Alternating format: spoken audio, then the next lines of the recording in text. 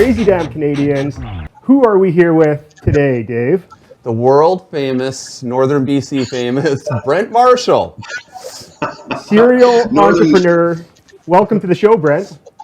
Northern BC famous, maybe quasi famous at that, but loved or hated, I'm proudly from Northern BC and Canada for sure. Where about in Northern BC? Because you're a small town boy, right? Very small town, Houston, British Columbia. Most people, it's so comical when I meet people and say I'm from Houston. I finally now I just say Prince George, because when I grew up really young in Houston, people say, "Oh, I recognize the accent," which makes me laugh and how full of shit people are. Because they think Houston, Texas. Yeah, when I lived there, it was about 3,000 people. We lived I grew up in a trailer park, Ambassador Trailer Park. So very hardworking parents, but very poor to start. Yeah. Were you born there? No, funny enough, born in Hope, BC, another small town. And then my dad was a meat cutter and moved us and became a blaster up there. And moved us up to Houston, British Columbia for all the opportunity in Northern BC, which there still is. Oh yeah, huge. So you lived in Houston until what age? From Houston, I went to university, UBC.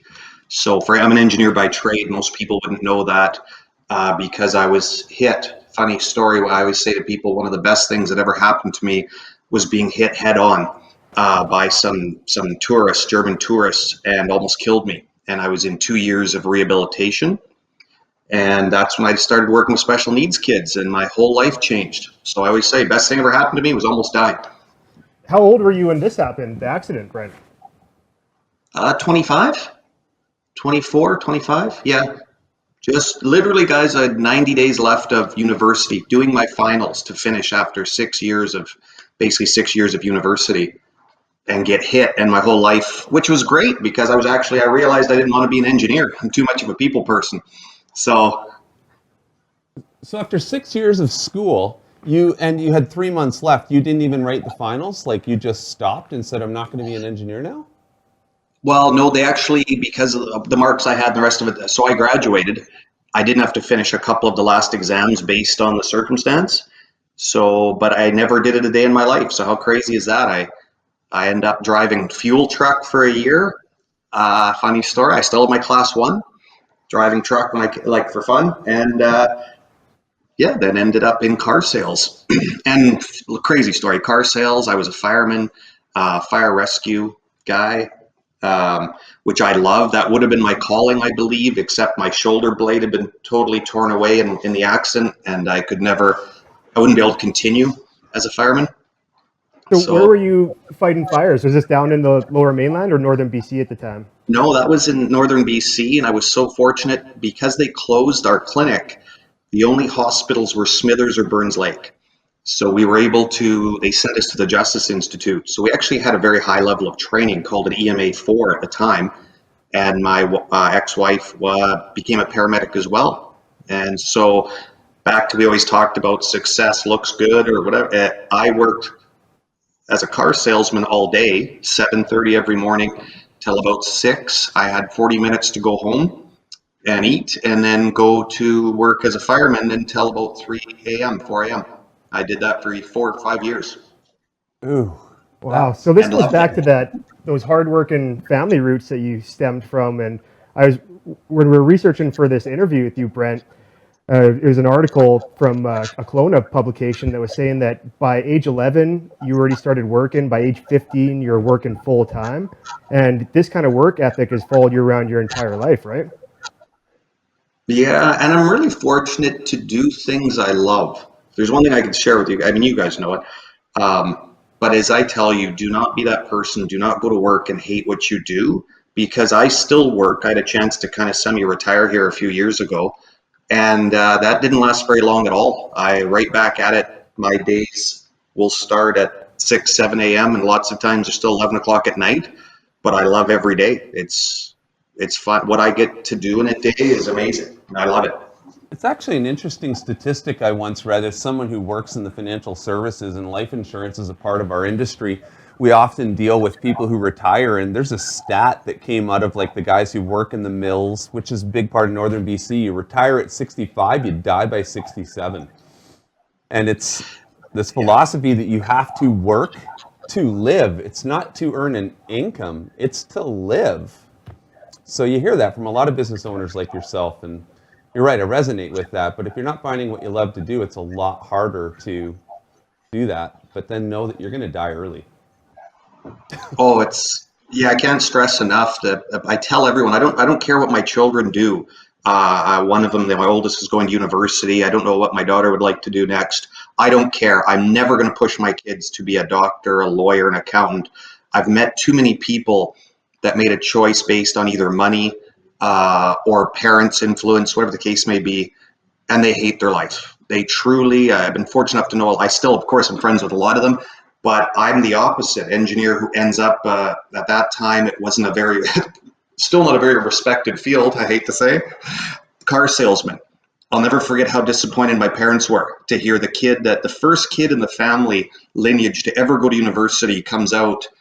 And although they were happy I was alive after the car wreck, the fact that I became a car salesman was not one of their proudest moments. But I think years later, when I was buying them their vehicles or I bought them their home down here in the Okanagan, I think they're okay with it now. So, Brent, yeah. I had to tell my parents I wanted to become a mobile DJ.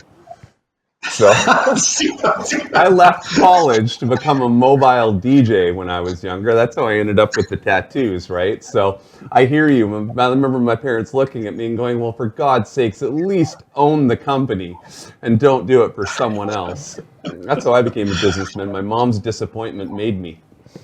Brent, you're so right, though. Whatever you choose to do in life, there has to be the passion behind it. And it's funny that you mentioned firefighting because Dave just had me reading a really good audiobook from David Goggins, highly recommended. And it's called Can't Hurt Me. And he talks about just different careers that he's done, everything from the Marines to wildlife firefighting. And he said he was down in Oregon getting paid $12 an hour to fight fires for 18 hours a day. And he's never had so much fun because it's the camaraderie, it's working together with a group, a team on a common goal to put out these damn fires. And it just shows that regardless of what the remuneration is, if there's passion, you cannot ask for much more, right? Oh, it's terrible that I can't share that enough with young people. I've been asked to speak at a couple of functions for schools and such, and I can't stress enough. It goes against everything their parents tell them, but is fine. I don't care if being a Starbucks barista and seeing people every day is what makes you happy as hell, and you live in a shitty apartment. I was as happy living in a terrible apartment with an early girlfriend.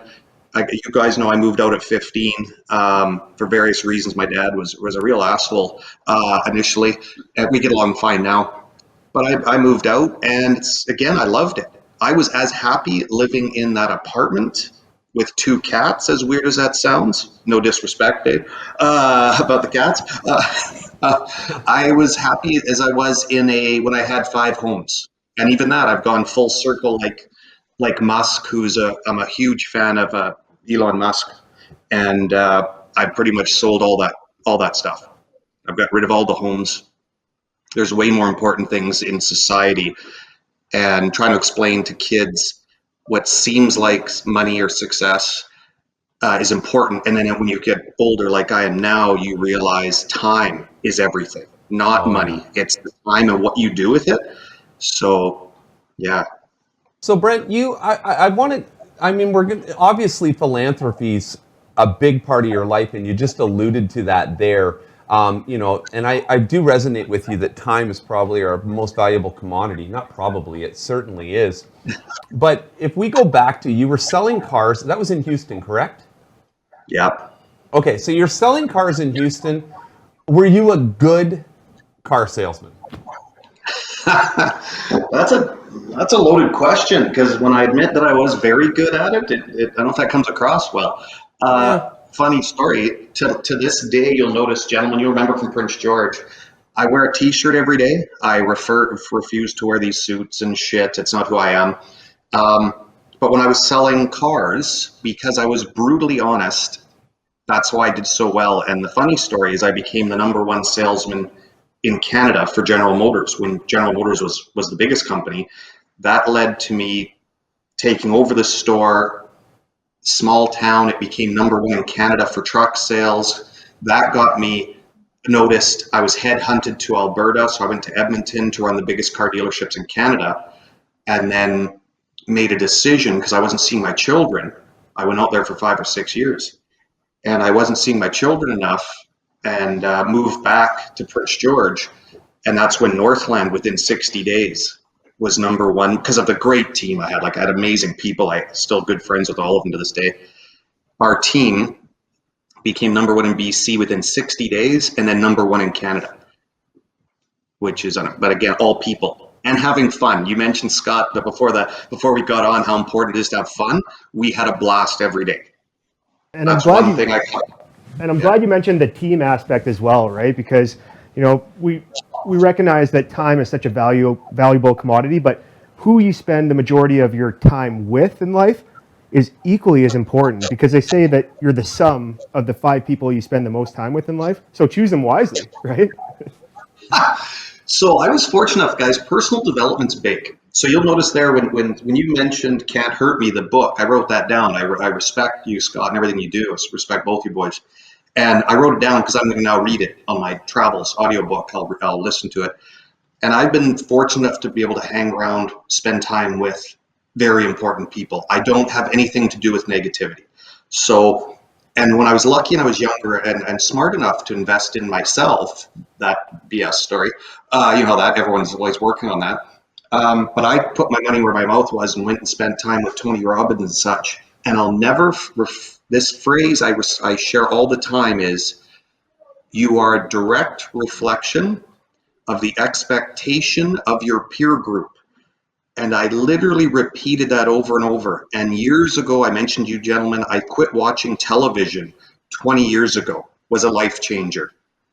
Exact opposite of my parents, who sat and watched the news on the TV. Remember the TV trays? Any of your parents had the TV tray and sit in front of the TV and just ingest negativity, right? And then, and then after that, I think I'm just going to drink myself to sleep. Quit watching the news years ago. I remember the day because I was in Edmonton. Life was unreal. Beautiful home, very successful, respected by my peers at a young age, driving a new Viper. I get to work and the newspaper was on my desk, and the front page, you can still find it today, very controversial because they showed a young boy had been run over and killed by a car. And I'll never forget that because it ruined my day. I couldn't wipe that image out of my mind. I think it's still burned there to this day. That was the day I decided to never again read a newspaper or watch the news. And I never have. And that's why people laugh. I'm happy as shit every day, gentlemen.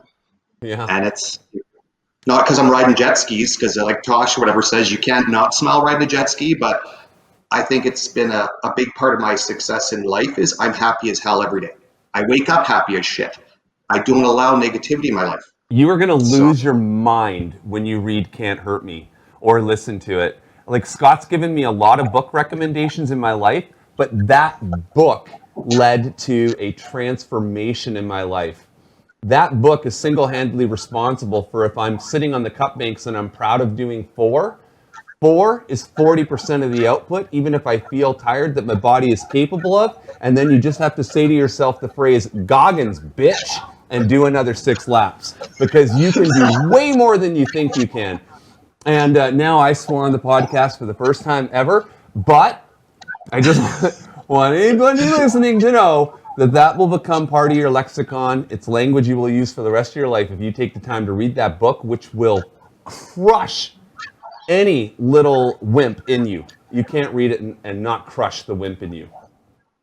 I am well. I'm proud that for the first episode you made it 16 episodes, and you swore with me. Yeah, I feel very like I personally, as a guy who can't keep those words in, I'm afraid. Usually I'm the one that lets the F-bombs go, but I had too many teachers with School District 57 saying they wanted to show the podcast to their class, but they couldn't because of my swear words. So I'm trying to clean it up. I teased them pretty bad about that.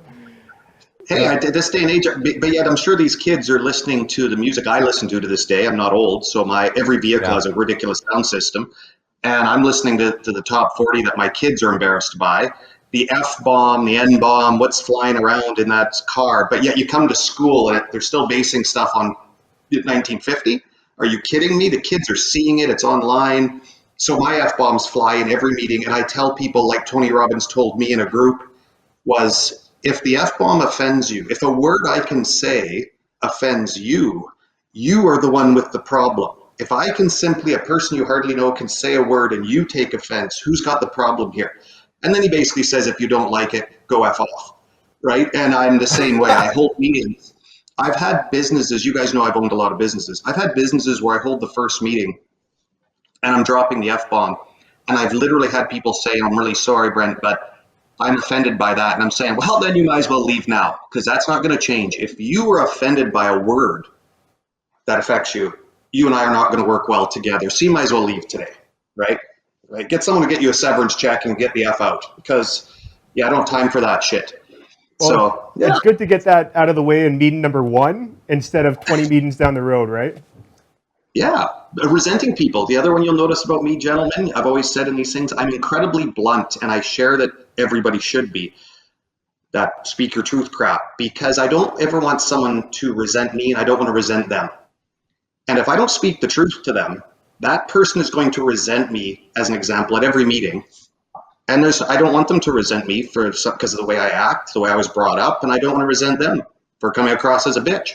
So, like I said, let's just deal with it now and not have that negativity. So Brent, when you moved to Prince George and came to Northland, it was because you wanted to be closer to your kids, and you turned the dealership and it became wildly successful. Was that when you got into philanthropy, or was it before that? Like, why did I all of a sudden see a billboard with $1 million donated to the hospital? What was that all about? Was that the start? Oh, no, that, boys, I don't have time for it today. There's all those videos that they did a little autobiography thing on me. That's something that starts when you're really young. Like this same thing, it sounds ridiculous. I've almost crashed my cars trying not to hit squirrels and stuff. I'm not the weird psychopath that as a kid, but lots of my good friends are. I didn't shoot squirrels in trees and shit, right? That was not me. Crazy heart, like I hate to see animals suffer, children. I've learned over the years, it was to the point of when I would see somebody with, say, Down's disease or something when we were out, I actually tear up. I can't keep my shit together. So I think it goes back to that. And it started when I was, like I say, 15. I moved out of the house, but I had paid for what was called a Diamondback Turbo BMX bike.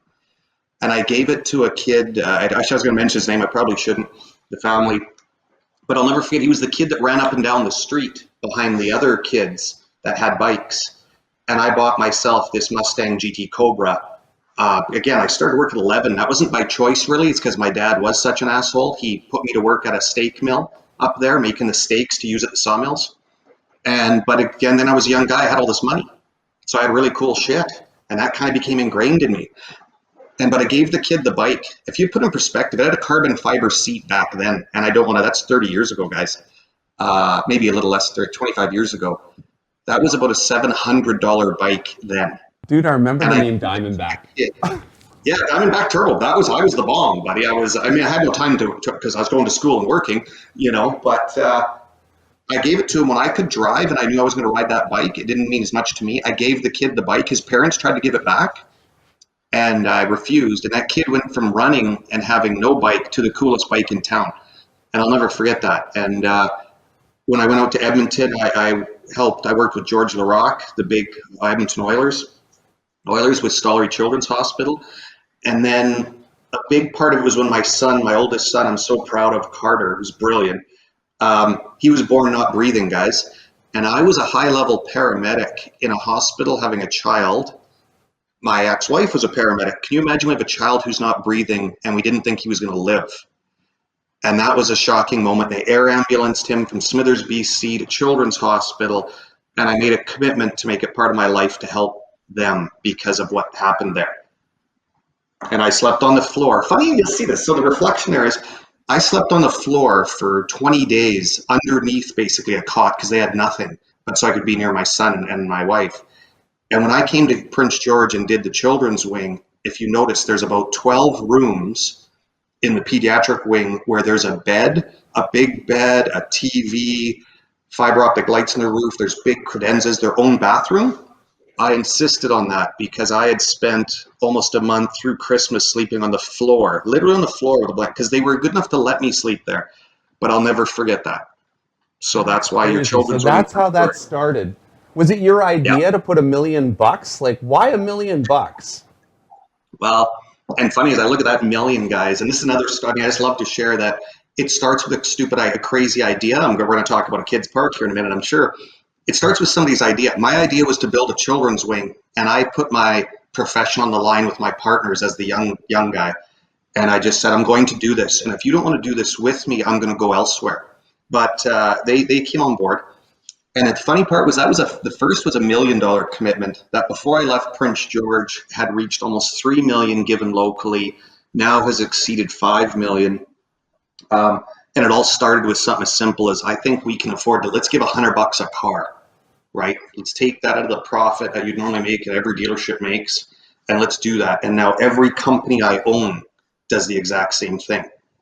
And it's funny, it reflects on businesses in Prince George, from Prince George, Tempest Aviation, $100,000 locally here in, actually, I shouldn't say locally, we gave $100,000 to Ronald McDonald House because it takes care of families from Prince George, Kelowna, children like my Carter. Yeah. Wow. And I look at what you just did there, Brent, and not only does it take vision and this wild goal of saying raising $1 million, but it also takes balls.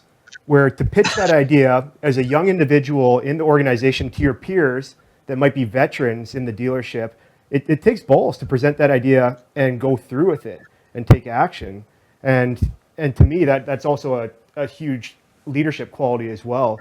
And that is just like negativity, positivity is equally as contagious. Did you find that when you had that vision, you're going through to reach that $1 million with your peers, that once they're exposed to the philanthropy side, that it became something that they wanted to do more readily, more often? It became part of their way of doing business to give back? Oh, can't state it enough. And taking that initial step and making a commitment.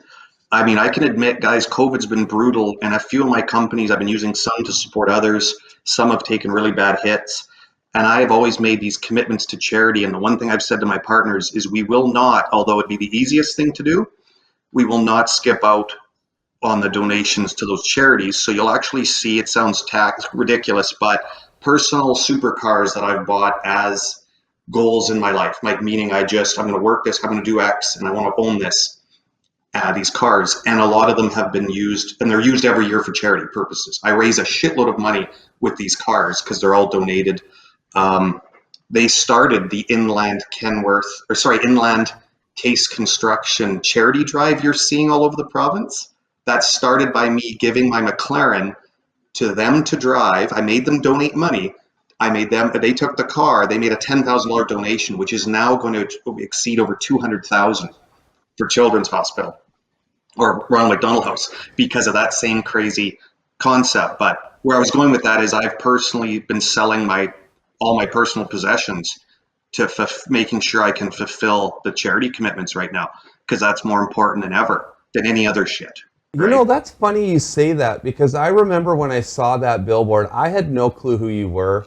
I wasn't really heavily involved in the business community at the time that billboard came up. I was doing my DJ thing, that was my occupation at the time. And all I thought was, there's no way that's true. That's a scam. That's some slick marketing, but there's no way anybody donates that much money.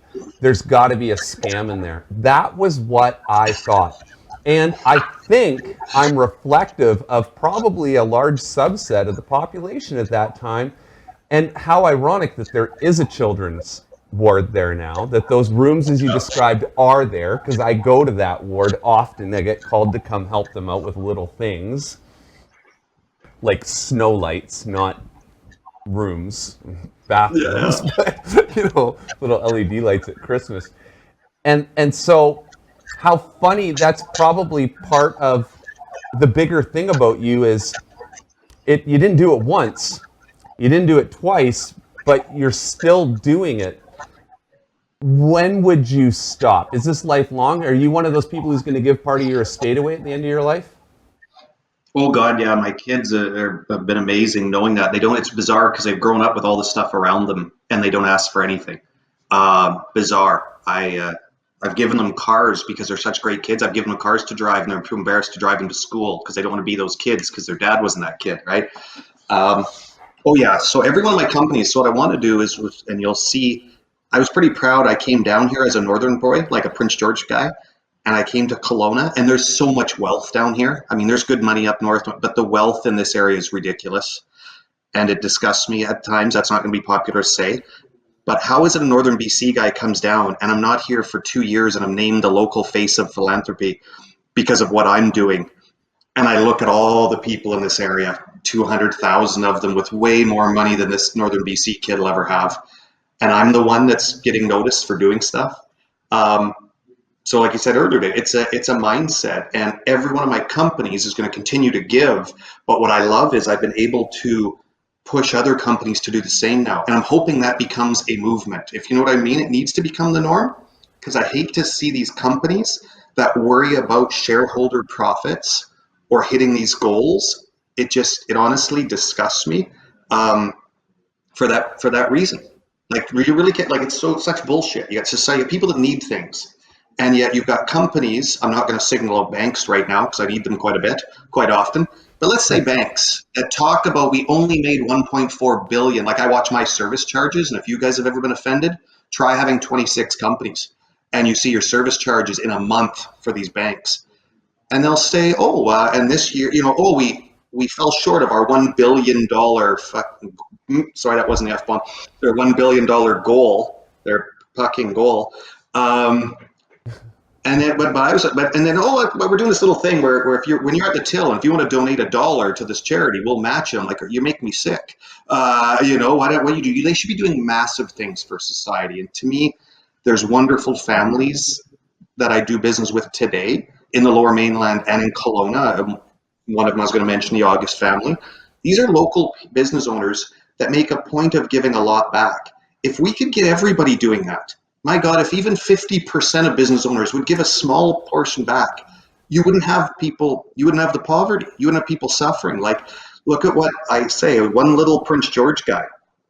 I was a young guy when I did the children's wing thing. I was one of 12, car dealers up there. If every car dealer gave $100 a car, so now I consult and I provide services for major manufacturers. And the first thing I ask dealers to do is I want you to do this. I'll give you all this free work. I'll help you grow your business. Give a percentage back, right? So, yeah. It's funny you say that because after you did that, it became the norm for the dealerships in Prince George to do that. PG Motors skyrocketed under the leadership of Craig and Don Willimont. They started doing a ton of philanthropy. That's how I got to know them. And then when Don went to Wood Wheaton, they are now probably the standout philanthropic organization in the city. They now give more than anyone else. But everybody seemed to stop. It disappeared when you left, and you lose that initial poke, that person who's willing to poke, and then everybody else engages. It does take someone to stand up before others will. And how ironic, when you stand up and start giving, people will then say, you're doing it for the wrong reason, you're disingenuous, you're probably only doing it to market yourself. But if you don't stand up, nobody else feels like they have to do anything. They can just say, look, we're all sitting down, we're all hidden, let's just keep our heads low. And so you're damned if you do and you're damned if you don't, but you still stand up and do, whether the naysayers say it's good or bad, right? And so respect to you for that. Oh yeah, I've learned, folks, standing out, you're always going to get shit on. There's one thing, it doesn't matter what business I'm in, the minute you stand out, that I guess the tall poppy syndrome they talk about, right? When you're a target. Down here in Kelowna, I come down, I did my commercial real estate on the side for fun. So I'm running all these companies. I go do my commercial real estate license because I see these massive commissions going to people that aren't giving back. So now I'm doing that. There's billboards around town that state, Brent will sell your business or property, not residential. God, I don't want to get into that, but I'll sell big commercial properties and I give the net commissions to charity. So the August family were selling their $4 million property. Instead of a disgustingly large commission, I charged them a reasonable amount and $50,000 instead of a commissions going to Ronald McDonald House. That's an example of, well, that's not overly popular though with realtors down here No. because I'm afraid to say, they're like, you're making us look bad. I'm like, I'm not out to make anybody look bad. I'm out to open your eyes about another way of doing business where you don't have to give it all back. You don't have to give 50% back. Give 10%. And now the people that I coach and mentor, I tell them I won't help you unless you commit to that. So yeah, it's Yeah, but again, Brent, it's not popular. I was actually reading a Kelowna Now article. Dave and I both read it earlier today. And in that article, you're quoted at saying there's multiple ways to give back because not everybody's going to be in a position where they can give back financially, especially maybe during the last 13 months of this crazy global pandemic. But you also mentioned in that article that you can give back in other ways, whether it's your time or resources that your business or your family or your network might have. And that's another opportunity. It doesn't always have to be money. It could be other things that are equally as valuable sometimes. But you also mentioned the August family a couple times. Can you elaborate on your relationship with them? Like, who are they and how did you get to know them? How random is that, eh? I moved to Kelowna. You folks know I have an affinity for these cars and racing cars. And the August family are selling some exotic cars here, but I see they do a lot for charity. And I get a chance to meet the young guy, Matt August, the founder of this, young guy, same as we said earlier, just super positive all the time. And I told him what I did in Prince George and what I was going to do in Kelowna and continue, these things. You've seen, I continue to do this stuff up in Prince George when people reach out. But we had the same vision. So you would love, he said, Brent, I've got a vision to do this dream rally with supercars and have people pay to enter. And I said, I'm going to take it one step further. I'm going to donate my cars and make companies like Case Equipment, Team Construction, you name it, like all these companies. I'm going to put the logos all over my cars and give the cars to their executives to drive with a kid in there, with a kid going through hard times. But I'm going to make them pay for it. Their company needs to pay $2,500, $5,000. They get a Brent supercar for the weekend, right? And they participate. He said, Brent, I have a goal to hit $400,000. And I said, I'm going to talk to my partner. First, I'm going to talk to Steve Reeves at Tempest Aviation Group, which is a Prince George boy. His boy's a cougar. Aiden, it's an amazing story. But anyways, I went to Steve and said, Steve, this is very, very important to me. And as I say this, guys, the hair is standing up my arm because I'll never forget the conversation. So Steve, it's very important to me. This guy's doing the right thing. We've moved the company to Kelowna. I want to do the right thing. Let's donate 100,000 because I want to take it to 500,000. And Steve agreed. And through good and bad, we've done that. But the best part was I met with Matt and Ronald McDonald House. So they're amazing people down there. I get to spend a lot of time with them. And anyways, I say to them, you know what, Matt's got this dream of 500,000. It's going to be $2 million. I'm telling you right now, I'm going to get behind this and we're going to make this thing so crazy successful. Well, gentlemen, our last rally pre-COVID was $800,000 raised in 2 days by a group of people.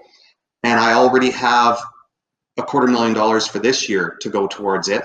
Whether we can hold it or not, I don't know.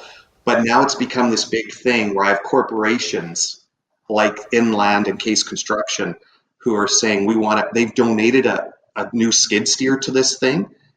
Look, Prince George, Houston, BC guy, Wes Westgard, Night Rider LED, small town guy, says, I hear what you're doing. I want to donate all the LED lighting if I can help. So like you say, it's giving anything you can. Well, I already have this. I've got people vying to buy this skid steer for $100,000 already.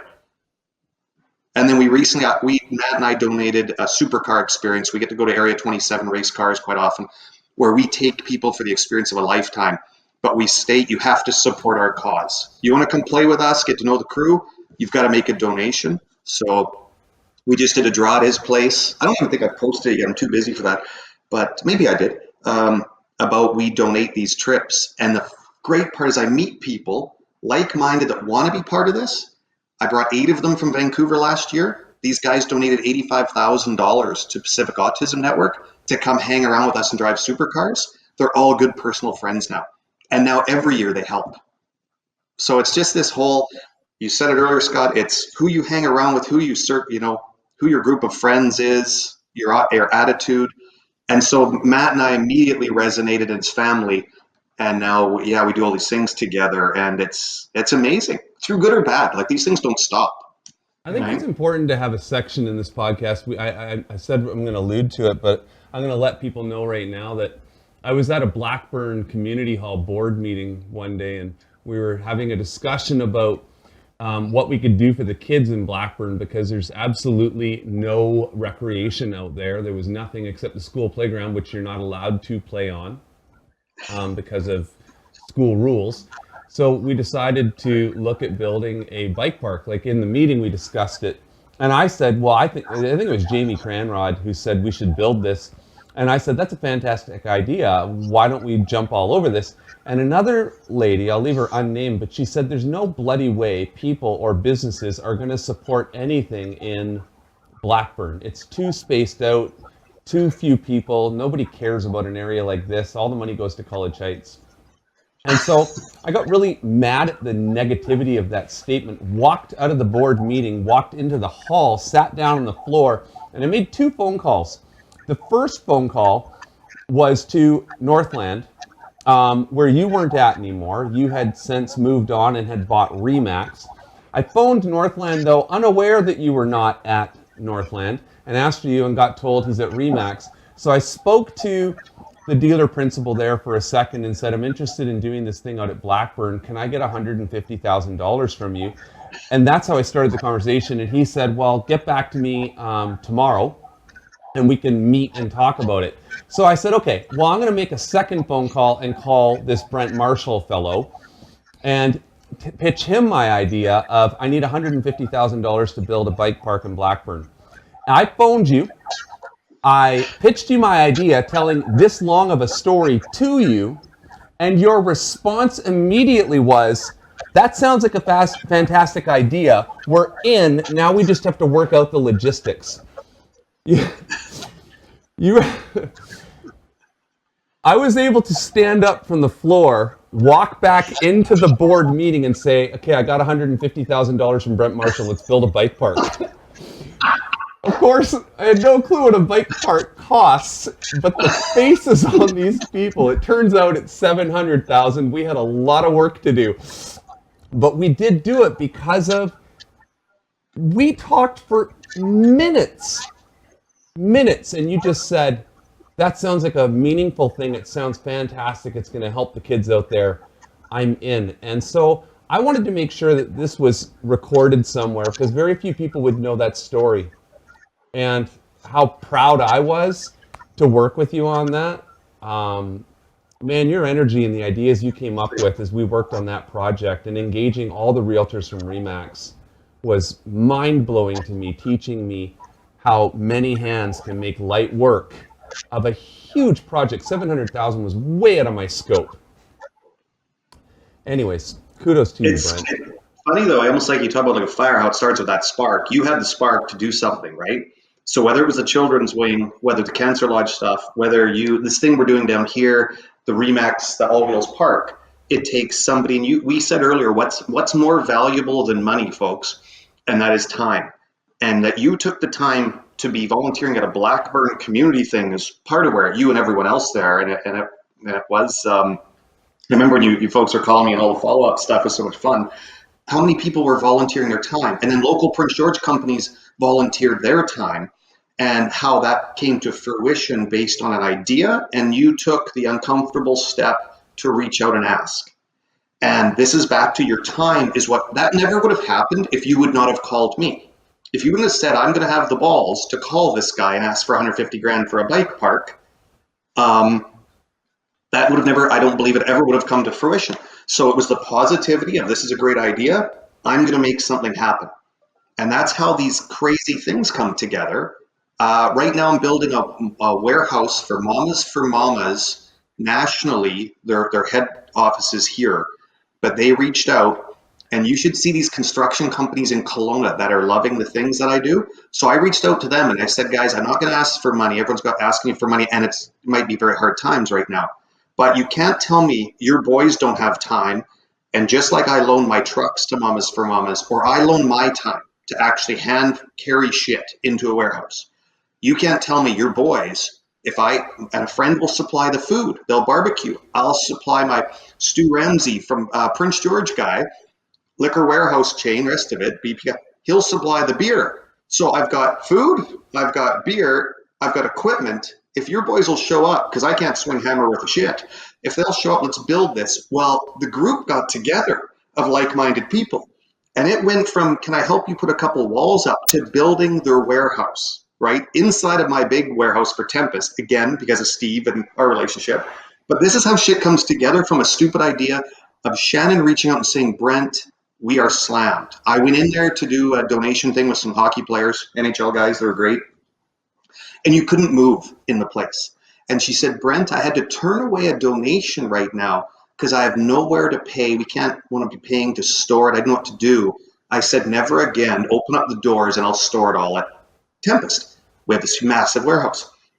And that led to Mama's Needs a Warehouse, to local companies like the Mission Group, Team Construction. I've got V2R Construction with a Prince George guy, Craig Behill, the Behill family. We do this, we are doing this kind of stuff down here every week. So in my little circle that Scott mentioned earlier, I'm surrounded by positivity all day, every day. We were big white skiing. My daughter and her friends in the back with a northern guy, Murray Sullivan.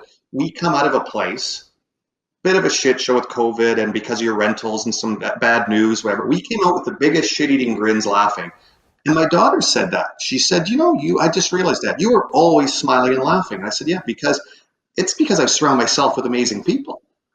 So that's all I can say. Like, if there's one thing that resonates to people, quit spending time with negative people and do not ingest negative shit. Get off social media. You'll notice when you guys, and this doesn't happen, this rarely happens. When I'm doing this podcast, your gentleman's time I respect greatly is I'm a pretty busy guy. I turn this thing off, put it on Do Not Disturb, which is for the hour and a half, and I always turn my phone down. There's another one that drives me crazy going to restaurants and shit. So you'll all notice if you meet with me, first thing I do out of respect, I'm sharing this with everybody, I don't care, kids, young people, the first thing you should do if you respect people, take your damn phone, put it somewhere or put it face down on silent on the table and give people the respect, because everyone just sits there now like this. That's not quality time. That's probably negativity you're looking at, right? Social media shit. Brent, that is such a good point. I think the biggest level of respect that you could ever provide another person with is your undivided attention. And if I'm sitting there with somebody and all of a sudden they bring out their phone mid-conversation, like it hurts, right? It's a direct sign of disrespect. But I also like to reference earlier in the podcast when you talked about the fact that you just don't watch the news. And we're living in a very uncertain, troubling time these past 13 months. And a reason why there is such an elevated level of tension is because people are spending so much more time on social media, and that news is just peppering them in their timelines. So all they're doing is digesting these negative news stories, and then that conveys into real life in the physical world because they're just exposed to that kind of negativity. So I'm hoping that if there's one thing people can take from this podcast, it's to stop spending so much time taking in that news and to focus on the awesome, because we're not on this planet for a long time. Like, it's a blink of an eye and it's gone. So you might as well spend it with the people that uplift you, the people that are focused on doing great things, taking on big, impactful projects, and that share like-minded vision. And that's a large reason why I feel like Dave and I get along so well most of the time, is because we do share that vision, and we try our hardest to encourage others to do the exact same. And when I was riding my bike past that Blackburn bike park 3 nights ago, I looked at it and I probably saw about 17 kids, scooters, different kinds of bikes, and even just some parents hanging out watching their kids having a blast. And to me, I'm like, that's a lasting impact that wouldn't have happened without the two of you gentlemen, and something that's going to be around for a very long time. Well, all these things back to film, man, if you instead, like you say, put your time towards positive stuff and helping others, it's some of the stuff that I'm most proud of in my life is that children's wing on the hospital, the Northland Motorsports Park, right? Buying that, we fixed it up, donated it basically back to Prince George, to the city. that bike park. There's a bunch of these Mama's Warehouse, you name it. That is what makes me smile every day. So you guys would laugh. I've gotten to know the doctors here in the emergency room fairly well in Kelowna due to a few things. One was totaling off that McLaren. We want that At the story. end of the And the funny part was the kid that pulled me out of it. So I put a lot of kilometers on these cars, right? So that one had 70 some thousand kilometers driving back and forth to Vancouver every week. And so if anyone doesn't know the story, I total off my favorite McLaren, and it was such a great car for me. And I'm anyways, pretty I'm sure so that media said that you died. well, There yeah, was people did. So people back to thought you actually perished in that crash. hey, but I've been in quite a few of these, right? So I probably should have. So when I careened off the semi-trailer truck, where I, thank God, didn't go into the back wheels. If it was any other kind of truck, I would have been dead there. Then it hit the cement head on, and that car was so amazing that the car hit at speed, blew the front end off it, and I went over a bank. So you have to imagine when I hit the truck, I thought I was going to die. It shoots me off this way. I'm heading straight at a cement wall, basically, it was a big wall, and it hits, and I think now I'm definitely dead, and it hits that and goes over, and then it goes over a couple times down the ditch with the roof coming down every time. So when the young guy named Caleb, who I'll never forget, came screaming to a stop, him and his buddy, and he came running down the ditch, and they had to pry the door open because the roof was crushed inside. And what he'll never forget is I was laughing my ass off. And I'd said to him, I was like, holy shit. And he thought, he didn't even know, he expected me to be dead. And the best part was I'm laughing. I said, can you help me find my shoes and my phone? My shoes got blown off in the impact, and I didn't know where the fuck my shoes are. And he's like, are you sure? Now him and the other kid are in more shock than I am. I get out and I say, hey, this isn't my first rodeo. I've been through this quite a few times. I was like, that was amazing. Wow, am I happy to be alive. I go up the ditch and I'm waiting, and eventually I can't wait. It's the Coquihalla. It's going to be an hour and a half for an ambulance to show up. And I'm bleeding here and there. Does nothing big. I know from my experience, I was worried about internal injuries. But so I just jump in the car with them and say, can you guys drive me to Kelowna? I should probably go to the hospital. But while we're getting the car, a guy runs up and says, oh my God, where did he go? I'm assuming that guy's dead. And I was like, no, that guy's me, the smiling guy without shoes on. Like, I'm happy, pretty happy dude. We drive into Kelowna. On the way, I tell the kid my story. He's like, how can you be so happy with this? I tell him about what happened the last one of my other accidents. I said, you should get into car sales. He was a heavy duty mechanic. I said, you're a good kid. I appreciate you picking me up. Here's some money. I'm going to set you up for the weekend in Kelowna. Use my boat. I'll set you up in this fancy suite. So he had a great time with his buddies. But the best part was I said, you're going to go into Willowbrook Chrysler, one of my dealers I consult for and help. They're number one in the province. You're going to go and ask for them. You're going to start selling cars next week. He did. He's making crazy money, changed his life. He loves his life. He texts me regularly now with how much money he made. I see him on occasion. And he admitted, we had the same conversation. Quit watching the news, that negative shit, change your life, do good for other people, and you'll be a happier guy. He said, how could I be like you, where you don't even seem concerned about your car? I was like, it's all material shit to me. It means nothing. It's metal. That was carbon fiber, probably. But you've got to have that attitude, right? And anyways, I'm proud of that. His career, he's loving his life. It helped the dealership. And the doctor, when I got in there, was laughing. He had heard about this accident, was waiting for this guy to come in. And I saunter in and I sit down. I'm bleeding a bit from the head and legs and stuff. But I end up going in and he literally looks at his phone. He's like, I'm waiting for this. He's a car enthusiast. He's like, there's a guy that totaled off his McLaren on the Coquihalla. So we're all waiting here to see if he makes it, if he's coming in. He's like, and I'm looking at you in the waiting room. Shit, I gotta deal with this guy while I'm waiting for the McLaren driver. So what happened how did you get in the accident with the McLaren? Like what happened that made the accident happen? Hydroplaned. So hit, no disrespect to BC roads, but I do that road. That's why I love social media. And my friends were more offended by stuff on social media afterwards. I don't read it. I don't care about negativity, but lots of people shit on the guy. This guy doesn't know what he's doing. Supercar drivers, probably like everyone else. I'm like, no, I've put more miles on McLarens than anyone in North America to start with. I do that drive every week. I put about 120,000 K on a year. I'm a professional race car driver, trophy truck driver, class 1 driver. I hit a patch of water so deep, the car just went into a spin and pushed me right into the side of a truck. So I have hydroplaned lots. I've never had it in a corner where the car lifted up and I had no choice. It just hit the truck and then the truck sent me in. And But I love all the negative, like you'd said earlier, Dave. When people see the $1,000,000, that's got to be a scam. When someone sees a guy writing a check, they say, "Oh, that must be a write-off." People should look up CRA what a write-off is. When I give away $1,000,000 this year, it doesn't mean I get it back, folks. It's $1,000,000 I don't get to keep. What write-off means is at least I don't have to pay tax on that $1,000,000.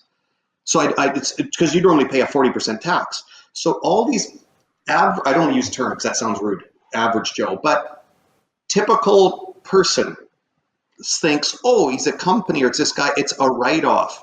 Jesus, I wish people understood what write-off means. Actually, Write-off means it's $1,000,000 you don't get. So you should know this. it's worse than that, because you actually only get credit for a percentage of it. You take $1,000,000 off your books. You earned $1,000,000 this year, and you decide as a company to donate the whole million.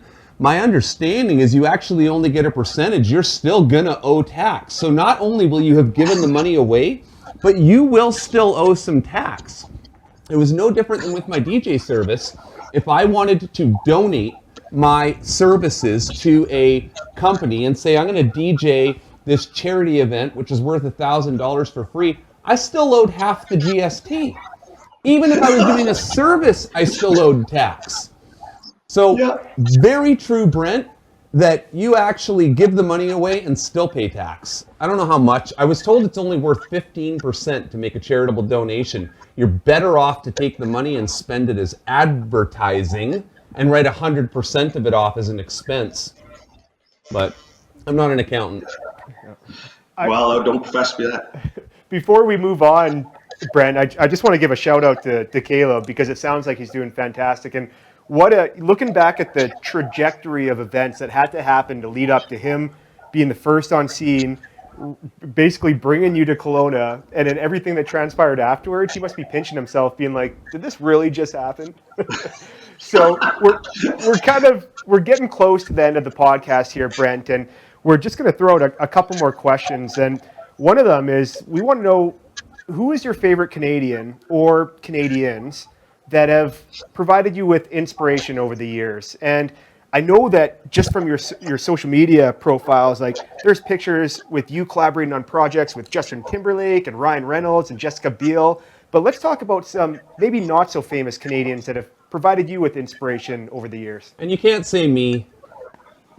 Oh, well, shit. Well, if you guys are off the table, okay. But I do look up what you guys do. This kind of stuff is amazing. You're trying to change, make the world a better place. I mentioned a couple names earlier. I will mention Wendy and Sergio Cachia. And it goes back to the phrase, if you want to get something done, give it to a busy person. And here are people that are business owners. They own several businesses in the Lower Mainland. Century Plaza Hotel is one of them, where they keep their rates low because they're beside St. Paul's Hospital to help people. Right on Burrard. Yeah, you know the one on Burrard, right? So I stay there, guys, every week when I'm down there, because I used to give my money to some of the bigger chains and fancier places. I don't care. I give it to people that give back, right? So I even make all my friends stay. I've set them up there. But they've done amazing. They're so crazy busy. They have a son. I got to know them because my youngest now, my most recent, Seth, is autistic and amazing. I've learned a lot. I slowed my life down because of that. And their boy is severely on the spectrum and a lot. So they have Roy at home, multiple companies. I remember seeing Wendy the first time on BC Business, like Woman of the Year or something. And they formed the Pacific Autism Family Network, which is this amazing facility in Richmond to help others. All their volunteer time, they've raised money. So people like that blow my mind, like what they've done to make the world a better place for Canadians, BC people. The August family I mentioned would be very easy for them to sit back and just enjoy life like so many do and just be traveling and all the rest of it. Instead, they're here in Kelowna giving back every week to huge things. It's yeah. And of course, guys, every community, when I mention my circle of friends, right? I'll be up in Prince George. I will reach out to you. We'll go visit the Earls, right? I used to have Earls there.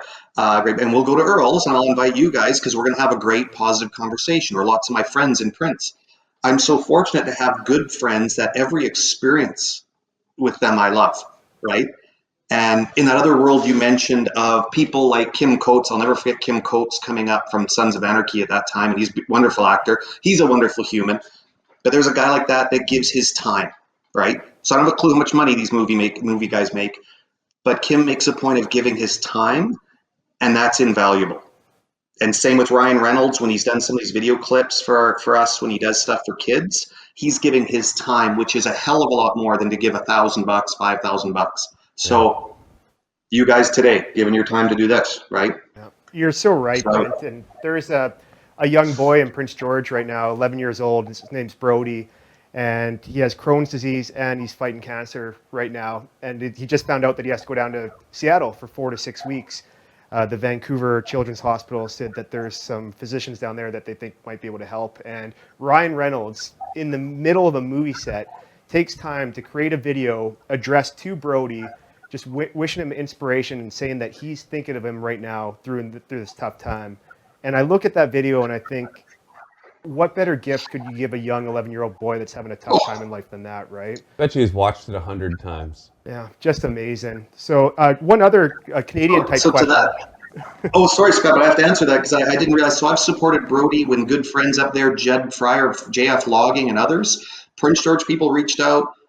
I made a donation to hit some kind of goal or something, and I sent some gear. But say there's an example, you mentioned that. I don't know how Brody's getting to Seattle and back.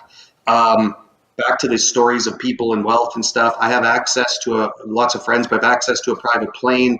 I never use it because that's obnoxious, right? I just find out better uses for money.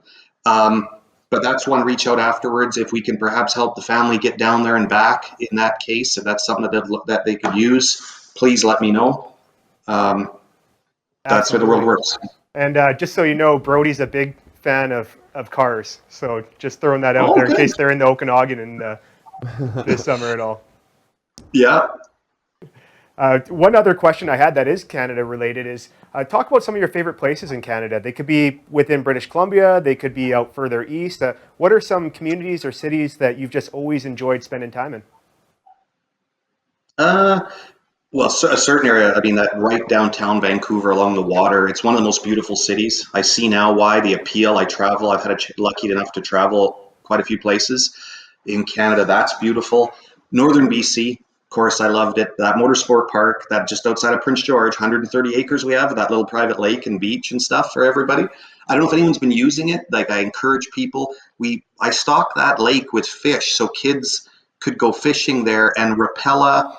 And I'm sorry, I can't remember the name of the outfit. It was in the Anglers Atlas even. The only privately owned lake that ever make the Anglers Atlas was Dodge Pond. And we filled that with fish for kids, local kids, single parents be able to take their kids. And I think it was Rapella donated, again, like your story, Dave. Sean from Anglers Atlas reached out to them and said, there's this guy has this vision. He's paid to stock this lake with these fish and all this. And they donated rods and everything. So I don't know if that's still continuing, but that was, and then of course, Kelowna, I hate to say I'm really fortunate. I live right across the water from the Cactus Club here, and it's the west side. And that way we don't have all the traffic and such, but it's beautiful over there. So, and I always encourage, Scott, you mentioned people bringing their kids down. Most of my days, I drive around. I'm lucky enough that 50% of my day is now charitable work. And of that, every day I'm driving around these cars, it is either taking kids, like when I'm in Vancouver, my biggest miss right now, my thing I miss the most, I used to be able to go to Ronald McDonald House and let the kids crawl around and in and over the Lamborghini, the McLaren crawl. They love it. The parents think it's hilarious. I don't give a shit. It's just a car. So we take kids for rides, and Canuck Place, that's the saddest place in the world to go. That's where sick children go to pass on. It's honestly all I can do to go there. You'll see us loading kids in the cars and doing stuff, and then I'm drained. I bet you for 2 days after that because it's not right, like seeing that. Yeah. But when people are down here, make sure to let me know. I love taking kids out. Or when I come up to Prince next, I'll bring a fun car. Now the roads are better, and I'll bring something fun. Maybe I can take Brody for a rip around. Yeah. Absolutely. There's a Canadian phrase. Right? I like how you mentioned the impact that when you were at Canucks Place that it had on you. And I don't know if you know this, but in 1979, after Terry Fox, his right leg was amputated, he came up to Prince George and ran in a PG to Boston marathon, which gave him the confidence to start the Marathon of Hope the next year.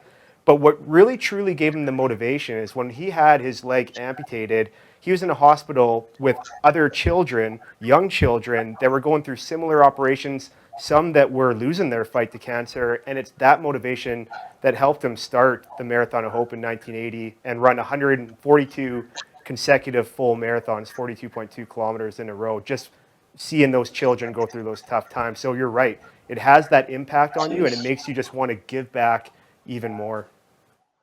I'll never forget that as a young guy when that was going on. Like when I'm dating myself now, but I'll never forget. Like you see that in the Terry Fox run, the statues. Look what one person did. I mean, eventually got support behind him, but look at how one person making a decision to do something positive, to turn a negative, in his case, into an incredible positive. And I'm fortunate as well. Things like my son born not breathing, or some of the terrible car wrecks have pushed me to go on and try to do stuff to help others because of something like that. And that's, you choose to make something incredibly positive in your life or negative. It is your choice. And everything can be positive. Yeah. Brent, this is it. I haven't talked to you in a while, but this is the same feeling I had the first time we talked when we started planning the bike park. I was surprised at how overwhelmingly positive you were. And I remember wondering, if it was just a good day. But this interview, it was powerful for me too, realizing that it's a core value for you, because I actually didn't know that. And that's why I think this podcast is important, because we ask people, what makes you tick versus just what have you done. It's great you've done a lot. I'm really proud of you. You've done a lot, but I didn't want to list that. I wanted to know why. And now I think I have a better understanding. So I think this podcast was a huge success, and I'm really happy about that. Understanding the why is what will allow other people to allow that to shape their decisions in life, and seeing the effect it has and how other people will react to you and how that can turn into a whole movement. So thank you for doing this with us today. I'm just really impressed and glad we got to do this. And like Dave just said, to echo his statements, I'm really happy as well, Brent. And before we wrap things up, just the last question. What are your plans for the future? Do you have any big goals coming up? Anything huge on the agenda? And then we'll call it a day. Oh yeah, I do all day, every day. I'm working on companies because every one of those companies I know can give back. So if I can get them it set up and then get them rolling. So between doing that, so I'm very fortunate. Charity stuff each day with the different groups. You'll see them on my website, my real estate. I've got about 6 major charities I'm working with all the time. And I get to do that. And then the new companies I'm growing, because every one of them will then be a perpetual machine to give back. And my goal is that when I pass one of these, hopefully, knock on wood, the next McLaren accident is not is not worse. That every company I've set up will continue to keep giving back, and along the way, I can influence others to do the same. Because I can't stress, you get back what you give, guys. I've been, so lucky that way. So very fortunate. Crazy damn Canadians. Thank you. Awesome. And one more time, Brent, how do people follow you on Instagram and your website? What's the handle? Oh, I think it's, you're going to laugh. I think it's Brent Marshall _BLE. And that actually, guys, if you remember when Instagram came out, I don't even know when, weirdly enough, this is bizarre, but I did the term, Brent Marshall was taken, I did underscore. I put in BLE for best life ever, way before that became a phrase, before that came and went. I'm sure it's a dud now, but I'm embarrassed to admit it, that's what it stands for. But that was, someone look up when Instagram came out, that's the name Brent Marshall picked, because I still tell people, every day people find it funny to meet me. How are you today? And I always say, I'm outstanding, because I am truly happy as shit every day. And I've had the best life. I can't, with what you're dealt, it's been so amazing. So happy to know, guys, and do stuff like this. So thank you, gentlemen. And that is a great way to end the podcast right there. Thank you, Brent. Thank you, Dave. And also a thank you to Selin Alpay. We're going to explain in a future episode, but he's stepped forward and really helped this podcast. Just a beautiful human being with a big heart. So thanks very much, guys. He is a beautiful human. I did a lot of stuff with Selin in town. He is that's a wonderful family. That's so cool to hear. Awesome. Okay, we'll make sure that he hears that from you. Thanks, Brent. Thanks, Dave. Thanks, guys. Bye.